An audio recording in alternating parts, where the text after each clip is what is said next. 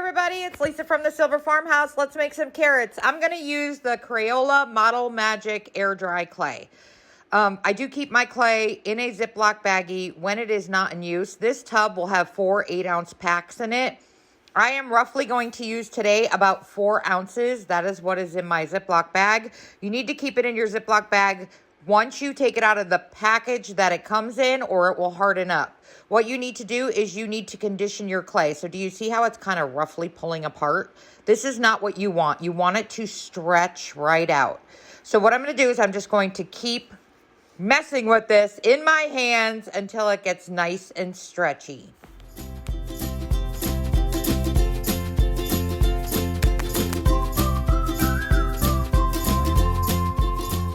Now that our dough is almost conditioned, you're just going to rip a piece off and make a little ball. The next step you're going to want to do with this little ball is just roll it into a little log. How big of a piece? It doesn't really matter. This is going to be how big of a carrot you want to make. Okay, mine are a little bit on the larger side. Roll it in your hands so you get yourself a small log.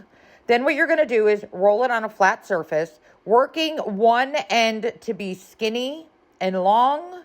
And then you'll just roll out the top end a little bit, not much, okay? So you need to focus on making that one end skinny like a carrot, and then you're leaving the other half of it a little thicker like the top of the carrot. You can push down on the top a little bit to form your top and roll, and there you have your carrot. Now you can make these in any size you want. You can make them shorter, you can make them longer. It's gonna be totally up to you how skinny, how fat you want your carrot. This is all on you. This is the size I'm going to make mine. Now, what you're going to need next is you're going to need something to make a hole in the top. I am going to use a large Phillips head screwdriver. You can use whatever you want to use, a pencil. You need to make this hole so that you can put your greenery in there. Just give it a poke in, I'd say a good inch, 2 inches, so that you'll be able to fit your greenery stems in. The next step we're going to do is I am going to get a paring knife. It's just a regular kitchen paring knife. I suggest a paring knife rather than a razor blade so you don't cut your hands. And all you're going to do is make some light scores all around your carrot. Listen, this is not perfection. You're just going to keep rolling it in your hand and scoring. My knife is not super sharp, so don't worry. I'm not going to cut myself. But you see, there's just little lines. You don't want to cut too deep, okay? Kind of like a light press. You're not actually cutting the dough. You're just scoring a line in it. And you're going to do this all the way around your carrot. Keep rolling it in your hands and all the way to the tip, the very bottom of your carrot. Be careful on the bottom because you have a tendency you can cut your tip off. So just be a little bit more gentle when you get towards the bottom of the carrot.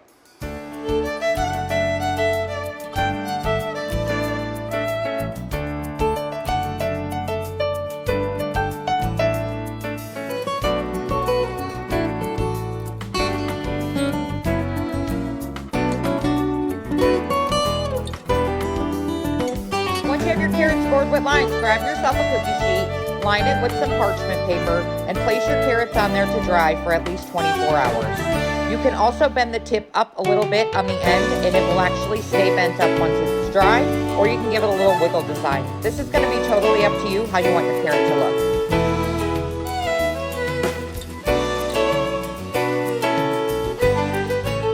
Now that we have our carrot drying, I do have a carrot already dried that we are going to use, and I'm going to show you the paint color that we are going to use. Here is my carrot painted up already.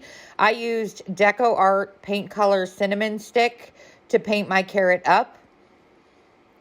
Now your score lines during this process of painting, staining, and inking that we're going to do, you may end up touching them up with a paintbrush because moving your carrot around will have a tendency of opening up those score lines depending on how deep you made them, but you can see how beautiful they look. Makes it look like a real carrot.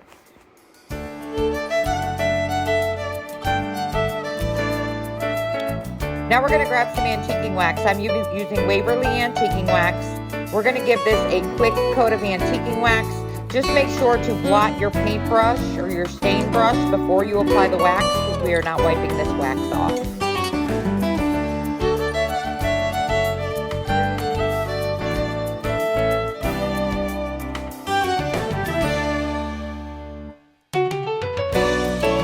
You can also grab yourself a black ink pad and a paintbrush and apply a little black ink to your carrot carrot, it will give it that grungy look.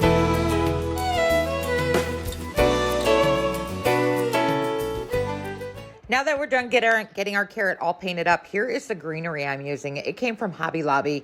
It is a long vine of greenery. Hobby Lobby carries this. It was $15.99, but it was 40% off the week I bought it. It has all little branches on it, and basically what I'm going to do is pull 2 sets of branches off of this vine for each carrot. So it's a very long vine. I want to say it might be like 9 feet long. But the greenery on it is absolutely beautiful. And you see, there's just little branches. You pull them off. There's 1. And there's 2. And I'm going to take 2 of these. I'm going to get a pair of wire cutters. I'm going to put them together. And I'm going to snip off that little circle hoop on the end that held these onto that vine. Wire cutters will work great. It will cut right through. It's just thin plastic. I'm telling you, this greenery is amazing for carrots. You're going to get yourself a little bit of hot glue. You're going to put it in the hole that you created. And you're going to stick these 2 pieces of greenery into that hole to create your greenery on your carrot. And oh my goodness, does it look fabulous.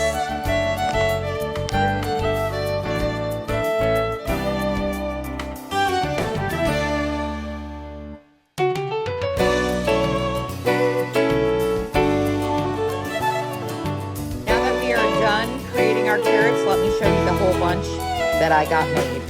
They are absolutely amazing, but check out the carrot itself, the grunginess.